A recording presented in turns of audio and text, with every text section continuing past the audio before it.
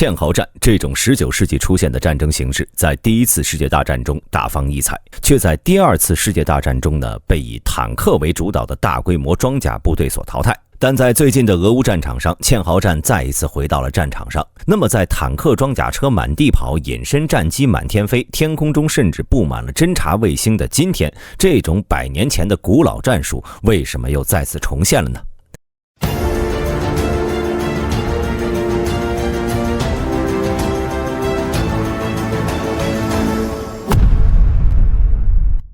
想要回答这个问题啊，我们先要了解堑壕战是如何产生的。堑壕战一般是指利用低于地面并能够保护士兵的壕沟进行的作战，一般呢会出现在双方的火力相差不大，但是军队移动能力和后勤补给能力不足时，这种状况下的战争一般会以消耗战、拉锯战的形式出现。那么能够在一定程度上保护己方和消耗敌方的堑壕战就成为双方的首选。堑壕战最早的历史呢，可以追溯到19世纪中期的南北战争。在战争初期，一些部队仍然可以使用冲锋来攻击敌人的阵地，在这一情况很快发现了变化。例如格底斯堡之役中的皮克特冲锋，对躲在战壕里的敌人发动攻击毫无用处。产生变化的主要原因呢，是在于火力的变化。在此时呢，射程和精度大大提升的线膛枪逐渐成为主流，士兵能躲在沟壕或者是掩蔽物后方，在很远的距离开枪攻击。如果进攻一方无法快速通过与防守方之间的大片空地，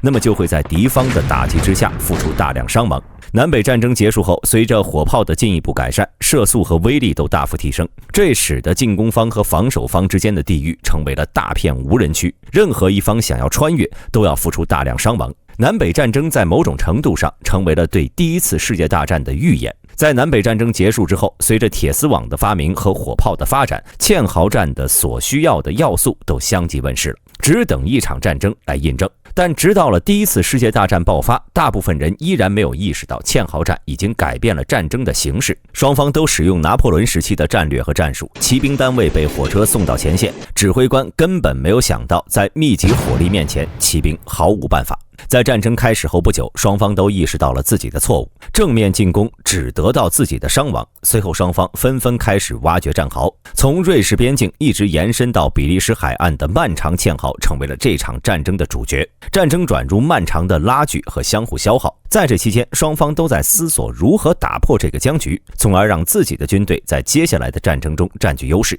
就在这个时候呢，坦克出现了。虽然那时候坦克只是初具雏形，与现在的主战坦克毫无可比性，但是与同时期的火力强度相比，初期坦克的装甲强度和通过能力还是对使用堑壕抵抗的一方造成了沉重打击。一战的后期，英军开始使用坦克和空中支援来进攻德军的防守阵地，沉重打击了西线德军的士气。一战结束后，德国人吸收学习了这一战术，并将其完善，最终形成了二战德军的闪电战战术。在德军装甲部队面前，欧洲各国的碉堡、堑壕变得脆弱不堪。法国人千辛万苦建起的马奇诺防线，甚至直接被德军利用机械化装备的快速前进能力直接绕了过去。在二战后期，面对盟军在空军和舰炮掩护下的大规模两栖登陆作战，德国人的大西洋壁垒也并没有起到什么作用。二战结束后，大部分国家都意识到了堑壕战的落后，但真正让堑壕战从战场上消失的是总结了二战经验教训的美军。二战之后的美军开始大力发展坦克、航母以及先进战斗机，在精准强大的空中火力打击及地面装甲集群的快速推进面前，任何堑壕都只是无用之功。陆海空多兵种的联合作战使堑壕战彻底成为了历史。我们回过头再来看俄乌战场，俄乌双方具备这些淘汰堑壕战的能力吗？其实在二战之后爆发的战争之中呢，已经鲜少见到堑壕战的出现了。这主要是因为双方势均力敌的拉锯战已经十分少见了，尤其是在冷战结束之后，纵观世界上爆发的局部冲突，几乎都是以强势一方的大规模空中打击开始，最后以地面装甲集群的突进占领而结束。弱势一方想要通过堑壕堡垒来阻挡延缓对方的进攻，几乎是不可能的。以至于在俄乌战争前期，在俄军的机械化部队一路狂飙突进的时候，几乎所有人都认为对俄军来说战争的胜利唾手可得，但现实给了俄国人迎头痛击。俄军的先头部队在基辅周边遭遇乌军的顽强反击，乌军利用各类火炮和反坦克导弹顶住了俄军进攻，最后俄军狼狈撤退。从此开始呢，战争就进入了一个更加静态的阶段，双方开始了漫长的僵持和拉锯。堑壕战似乎回到了我们的视线之中。还有一个原因在于俄乌双方对于新技术和新装备的使用并没有取得预想中的结果。在俄乌战争中，我们看到一系列先进的技术和装备得到应用，从远程操控的无人机到天基监视系统、精确制导武器、高超音速导弹、手持式干扰机、人工智能、通讯网络等等。但很多方面呢，这场战争看上去却似曾相识。徒步行军的士兵艰难穿过泥泞的战壕，战场上布满了二战时期常见的雷区，如同月球表面般的弹坑。常规火炮已经发射了数百万枚的非制导炮弹，数量多到令俄罗斯的军工生产能力都捉襟见肘。这场景呢，更像是第一次世界大战，而不是一场发生在21世纪的现代战争。那么是什么原因导致了这一切，使得现代尖端技术和遥远过去的战争遗产共存了呢？答案就是，尽管俄乌战争中使用了一部分新武器，但它们在很大程度上并没有产生与过去战争不同的效果。结果就是，从很多方面来看，这场战争更像是一场发生在过去，而非想象中高科技未来时代的战争。想要解释这一点，就不得不从双方的力量对比入手。开战之前，乌克兰军队在士兵数量、重型装备数量以及空军方面都处于劣势。虽然在开战之后得到了一些援助补充，但相比于俄罗斯来说，依然算不上优势。在这种不利态势下，乌克兰需要一种能够阻止俄军前进的方法。这种方法呢，就是堑壕战。这种方法被证明在今天依然奏效。乌军通过在前线挖掘战壕、建造工事，成功地阻止了俄军前进。而面对乌军的战壕，在火炮和空军等方面都更有优势的俄军，却没有像之前的战争一样利用这些力量来突破乌军的战壕，而是选择了跟乌军对着挖战壕，将一场21世纪的现代战争变成了一战的模样。这主要是因为俄军虽然拥有更多的坦克、火炮和理论上更强的空军，但俄军差劲的后勤保障能力不能够支持俄军使用空中打击和装甲突进来突破乌军的战壕防御。